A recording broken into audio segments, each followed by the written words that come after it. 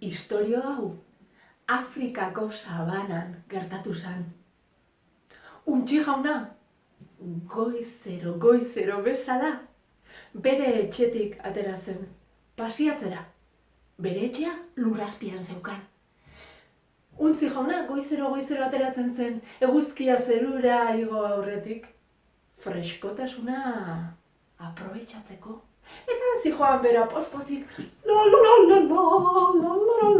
jepa kaixo, egunon, pasiatzen. Eta ibili zen goiz guztian zehar. Eta halako batean eguzkiak gora egin zuen.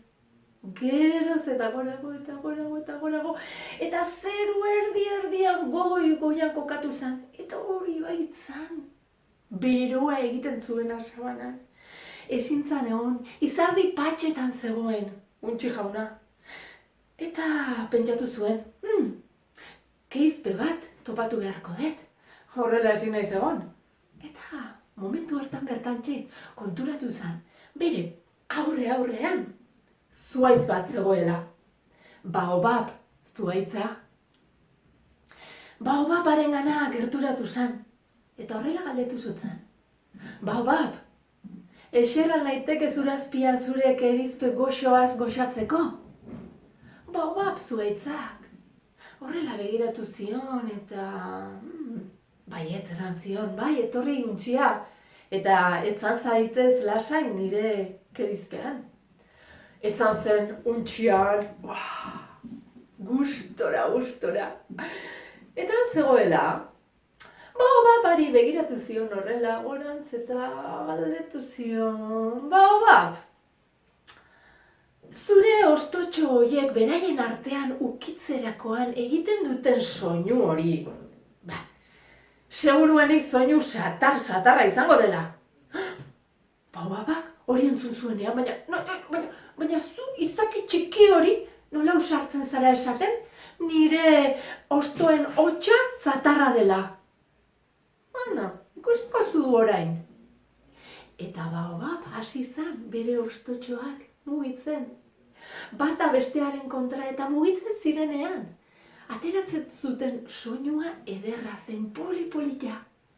Eta gainera haize fresko goxo bat sortzen zuten mugimenduarekin. Eta antzegoen untxia. Konfundituta nengoen, Baobab? Bai, goxo egoten dela eta bai soinu polita egiten dutela zure ostotxoek.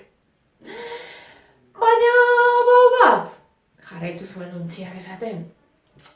Hor txintxilik daukazun fruitu horiek. Ziur nago, zapore zatarra dutela. Baobabek hori entzun zuenean, nola usartzen zara esaten nire fruituek zapore txarra dutela.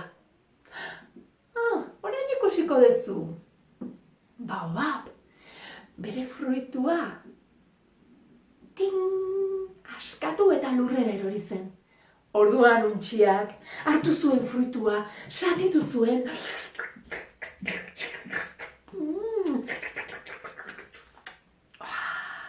Eta osoik jan zuen. Gosea eta egarria asetu zituen untziak. Eta horrela esan zion Baobab beri. Baobab, benetan fruitu goxoa daukazu, mila esker. Zer gustora. Baina, Baobab, zer deritzozu hor zure enborraren barruan daukazun bihotzaren inguruan? Ziur nago zure bihotza harria bezain gogorra dela. Baobabek, pentsatu zuen, baina nola esaten du horrek nire bihotza gogorra dela? Eta Baobab, momentu batean, pentsatu zuen bere bihotza irekitzea.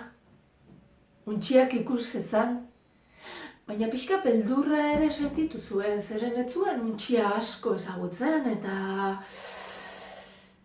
Baina, erabaki zuen majoa zela, ondo portatu zela, eta irekiko ziola bere bihotza. Eta horrela, Baobab bere enborra irekitzen hasi zen poliki. Emeki. zuenean, bere barrutik dizdirak atera ziren. Untxiak baimena eskatu zion barrua sartzeko, eta utzi zion baobabek barrura sartzen. Sartu zen, eta han barruan altxor ederrak zeuden.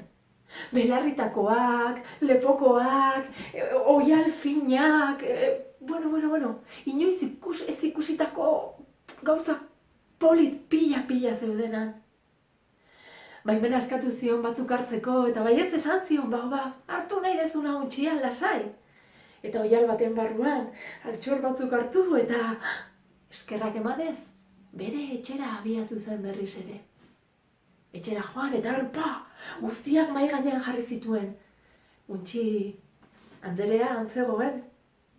Eta esan zion, baina nondik atera dituzu gauza eder hauek? Eta jarri zituen belarritakoak, jarri zituen lepokoak, egin zuen horrela soineko eder bat, oial finaiekin, eta guapa jantzita.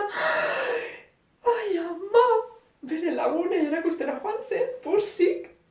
Bere lagunen gana heldu zen, Andere behiratzen zioten, baina ze politxa, baina nun atera dituzu honek, baina... Eta dena kontatu zian lagunei. Eta dena nahi zuten horrelakoak edukitzea, baina berak partekatu zuen beraiekin. Hala ere, batzegoen lagun artean bat. Inbidia zeukana, baina inbidia hola satarra, inbidia... Aserrez zegoen, eta inori ezer esan gabe, Jena Anderea bere etxera abiatu zen. Antzegoen bere senarra, eta esan zion, alproja hori joan zaitez, oraintxe bertan, altxorren bila, baobabaren gara, nik ere nahi ditut. Inoiz ez didazu ezer eskartzen, eta begira Untxi Andereak altxor pila batekin etorri da guapa, eta nik ere nahi ditut, eta mesedez jaiki eta joan zaitez bila. Jena jaunak, baietz esan zion, baina zer ikusi zuen emaztea, berabe, haien bila joatea erabaki zuen. Lehenik Untxi jaunaren etxetik pasa zen, eta galdetu zionean non aurkitu zituen. Eta bera kontatu zion baobabaren keizpearena, ostotxoena ere, kontatu zion ere fruituarena, eta baita ere baobabaren barneko bihotzarena.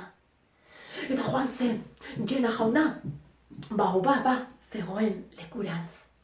Heldu zenean, etzan zen keizpean bai, goxatu zuen kerizpe goxo hori. Baita ere ostotxoen, aixetxo eta soinu goxoa. Jan zuen fruitua, eta egarria eta gosea asetu ostean esan zion baobabari. Eta zer deritzozu zure bihotzaz, baobab? Sandidate bihotze derra daukazula, zabaldu. Baobab horrela begiratu zion. Eta pentsatu zuen, zabalduko diot, ez dio zabalduko. Untxi jaunari zabaldu diot, zergatik honi ere ez, ondo portatu da, eta baobabek erabaki zuen bere bihotza irekitzea. Hasi izan berriz ere bere enborra irekitzen. Poliki emeki. Eta Jenak ikusi zuenean barruan zituen altxor guztiak hasi zen barrura sartzen. Eta min egiten zion baobabari bere enborrean, eta min egiten zion bere bihotzean, eta baimen gabea ari zen sartzen, eta halako batean, baobabek bere enborra itxi egin zuen. Eta Jena jauna, kanpoan gelditu zen, esku utzik.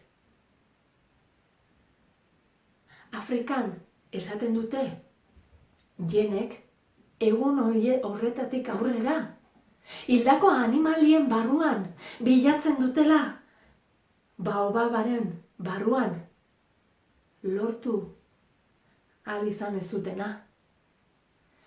Eta Afrikan esaten dute ere, baobabaren bihotza pertsonen bihotzaren oso antzerakoa da. Altxorrez beteta dagoelako.